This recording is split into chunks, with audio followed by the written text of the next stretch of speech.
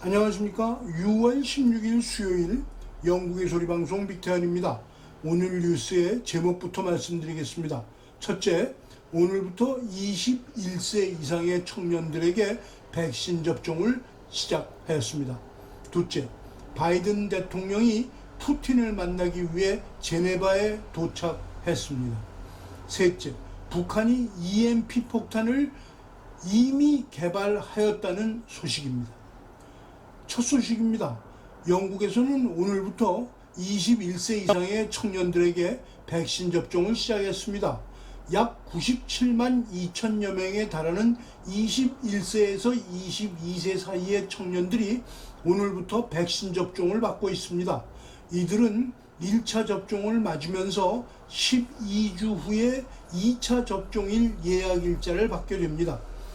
NHS의 사이먼 스테판스 국장은 내일부터 18세 이상 모든 청년들의 예약도 같이 받는다고 발표하였습니다. 6월 15일 현재 영국에서 1차 접종을 받은 사람은 총 4,183만 1,056명입니다. 이 중에 2차 접종까지 완료한 국민은 3천만 29,707명입니다. 둘째 소식입니다. 바이든 대통령이 제네바에 도착하였습니다. G7 회담 후 브뤼셀로 옮겨 월요일에 나토 정상회담에 참석하고 화요일엔 유럽연합 정상들과 회담을 마친 바이든 대통령이 유럽 말송군 푸틴 러시아 대통령을 만나기 위해 제네바에 도착했습니다. EU 정상과 미팅하는 영상을 잠깐 보시겠습니다. 유럽을 순방 중인 조 바이든 미국 대통령은 15일 벨기에 브뤼셀에서 미국 EU 정상회담을 가진 뒤 인권 문제 등 중국에 대한 공동 우려 사안과 관련해 양측이 긴밀한 협력과 협의를 지속한다는 내용의 공동 성명을 발표했습니다. 정상들은 특히 신장 위구르 자치지역과 티베트에서 계속되는 인권 유린, 홍콩의 자율성과 민주적 과정에 대한 훼손, 경제적 억압, 허위 정보 확산 등을 공동 우려 사안으로 명시했습니다. 정상들은 이어 동중국해와 남중국해 상황에 대해 심각한 우려를 표명하고 현재 상황을 바꾸고 긴장을 확대하는 어떠한 일방적 시도에도 강력히 반대하는 한편 타이완 해협의 평화와 안정의 중요성을 강조하고 중국 타이완 양안 관계의 평화적 해법을 독려한다고 밝혔습니다. 바이든 대통령은 G7 회의 때부터 푸틴을 비인도적인 반인권 독재자라고 표현하고 군사력을 증강시키고 있는 위험국으로 말해왔습니다. 그러면서도 자신이 만나서 잘 말해보겠다는 의지를 표명해 왔습니다.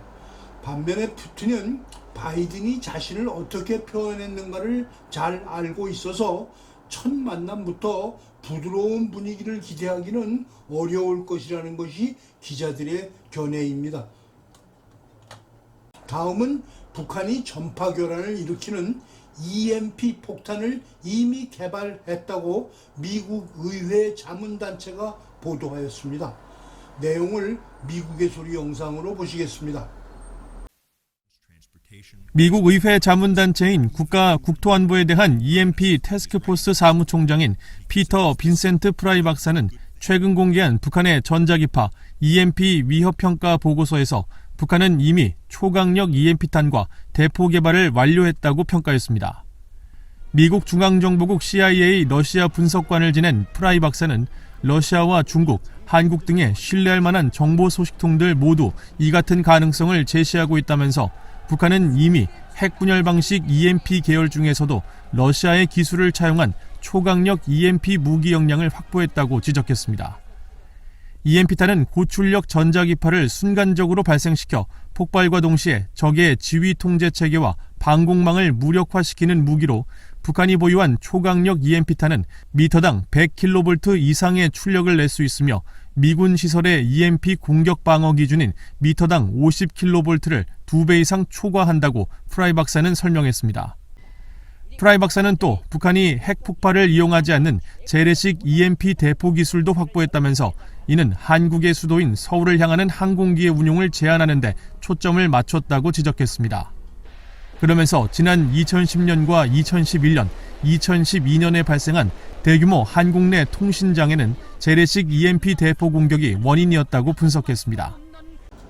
이번 G7 회담과 나토 정상회담, 그리고 연이은 유럽연합과의 정상회담을 통하여 바이든 대통령은 지구상의 위험 국가를 중국, 러시아, 이란, 북한 등 4개국으로 규정하였고, 회담을 같이 한 30여 개국의 정상들은 북핵 문제, 유엔 제재, 비인도적 인종 문제, 비민주적 독재 국가들에 대한 경고를 공동성명 형태로 같은 내용을 3번이나 도출해 내었습니다.